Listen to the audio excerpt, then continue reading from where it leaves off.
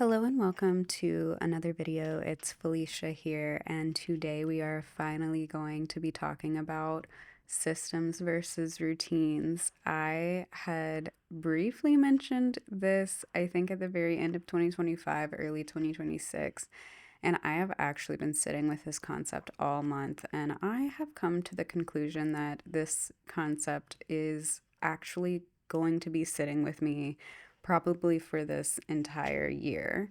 So, whenever I initially mentioned systems versus routines, I was like, routines just don't work for me. And then I thought about it a little bit more and I was like, well, I do a lot of routines. Like, seriously, I do a lot of the same things every day. We all do, I think. So, it wasn't entirely that I'm anti routine. It was more so that there are categories in my life or pillars in my life that I'm trying to routine really, really hard, and that doesn't work. So I find that creativity doesn't actually fall under a really good routine for me. If I try to do the same thing every day with creativity, it just does not work in my brain. So this whole systems concept is what I've been moving to for creativity. And this is what I'll explain here because I feel like we all are pretty aware of what routines are, but systems feel a little bit different. So, for me, for example, I am trying to figure out and set up systems that work with my creative moods. So I have a few different moods whenever it comes to creativity. Some days are filming days, some days are editing days, some days are writing days, some days are specifically book writing days. That's fiction. That's a little world that I'm building in my head. Some days are specifically blog writing days. That's like my journal thoughts basically, and I just have to get them out. Some days are voiceover days. I'm just experiencing these different moods all the time, and it's so rare that they all land on the same day, like that I would do all of those things in any given day. Whenever it gets warm out, I have a garden mode day. I haven't like out and about mode day. Like things are just constantly changing based on the different moods or modes that I'm in personally with creativity. And so my pitch to myself is how can I make a system so that no matter what I'm doing in any given day, I'm still checking the boxes that I need to. So that's like if I have an editing day, say, that's a lot of computer work and I'm just on the computer a lot. And that's fine. I love cozying up and doing that. But I can find that if I'm in the editing mood for a little too long, I my body just sort of I feel so tired, I feel so shut down because I'm just sitting. And so, if on editing day I need to make sure I'm going on a treadmill walk in the winter or an outside walk when it's warmer or doing like doing an activity specifically, like physically. That's like a system I can set in after I've been editing for a few hours to make sure I do that so I don't feel too sedentary by the end of the day. And same or like kind of the opposite goes for like a filming day. I feel a bit more on and like I'm up and about. I'm typically doing an activity. I'm naturally moving around. I might be filming garden content, this or that. So those days I find I can forget to like turn the camera off or turn my brain off from feeling basically like I've kind of socialized all day. Like, not really. It depends on what kind of video I'm doing. Sometimes those turn into quiet, you know, voiceover vlogs like this one. And, but a lot of the times I'm like talking to the camera. and I love that. But so on those days, I'm like, okay, I need to always make sure like my lunch is a decompression mode lunch, and maybe I need to have more sit down time that day or like chill time, like maybe some chill yoga or just like an actual conversation with a friend so I don't feel like I'm going crazy because I'm just talking to myself all day. Like stuff like that. Or I do find on those days, because they tend to be the days I'm already feeling really high vibe. Those are the days I also just need to like jam out to some music while I'm cooking dinner or if I'm going on a drive. Like it's not an audiobook day, it's a dancey music day for me. So, really looking at, and I feel like these are systems because I'm not going to have an editing day every day. So, it can't be a routine. I am not someone who's just going to go and edit like 30 minutes every day or whatever and like have my videos. I like finish filming my video and then sink into editing, like big blocks of editing, and it's so fun. So, I do need little things like that that get me out of my my little bubble. And there are some creative things that I find that I do need to make routines and do daily. So I found that writing my book, it is really bad for me, or not bad, but like I don't like it whenever I step away from my book for more than a week. And it's so easy to do. It's so easy to just like be like, oh, I'm not gonna write today. Like I'm not feeling it. I'm not in the mood to write, so I'm just not going to. That's fine. And to like kind of forget about it. Like do it the next day, do it the next day. It loses, like I'm still thinking about it, but it loses the momentum in my mind, and then I get to the end of the week and I'm like, "Oh my gosh, I haven't written all week."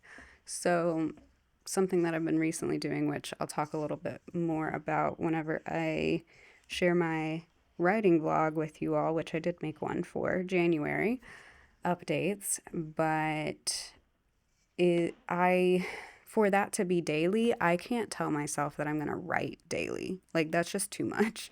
I will resent that I have to do that task every day, like for some reason. I don't know why. Obviously, it's something that I love and it doesn't feel bad, but as soon as I'm like it's like telling yourself you have to do the dishes. It's whenever I just get up and I'm like, "Oh, I'm going to do these." It's way less of a chore than telling myself I'm going to do the dishes all day. But anyway, um, so instead, what I've been doing is giving myself something to respond to. So in the morning, whenever I do breakfast, I always sit and at least read my last chapter. And that's something I can do every day. But what has so far happened this past week is that I do end up writing for a little bit, at least during the time that I'm making breakfast, which is always my sweet potato. And I will write. And sometimes, like, I think because I had this big challenge for December, I was comparing myself to those 1,000, 2,000 writing days. Sometimes it is just like 400 words. Sometimes it is 1,000. Like, but it's so much better for me to still be in the book and be in the scene and be going towards that daily than it is for it to be a system where I'm like, oh, I'm just going to write whenever I feel like it because it's so easy to forget. Like, it's so easy to forget that that's what you want to do. Or I find too, if I have waited a week to write, say, I can build up in my head that it's like a really big thing to do and not that hard at all. Like, I don't actually think it's that hard, but the further and further away I get from it, the bigger it builds up in my head that, well, it must be difficult because it's been a while since I've done it. I do the same thing with filming. If I like don't film for an entire week, like that's pretty odd. It does happen here and there, but it feels weird. Like I get to the end of the week and I'm like, oh, I didn't like film it. Like I don't have anything for my next video. Like what am I going to do? And then I build it up in my head and think, I don't know, it's like this little loop that I kind of have to get out of if I let it go too long. So I don't really like to let any of my priority creative things go too long without doing even editing. Like I love editing, but even just recently there was a period of time where I just wasn't editing. I was filming a ton, and then I was kind of creating this bottleneck for myself where all my SD cards are filling up, and I need to edit. I need to close the loop of creativity, which that's a whole other video that I plan to do soon. But yeah, so a system to me is like not something you specifically do every day, but something that you recognize like, oh, I really like doing this. I need to like also add this other thing because that would be really helpful for me.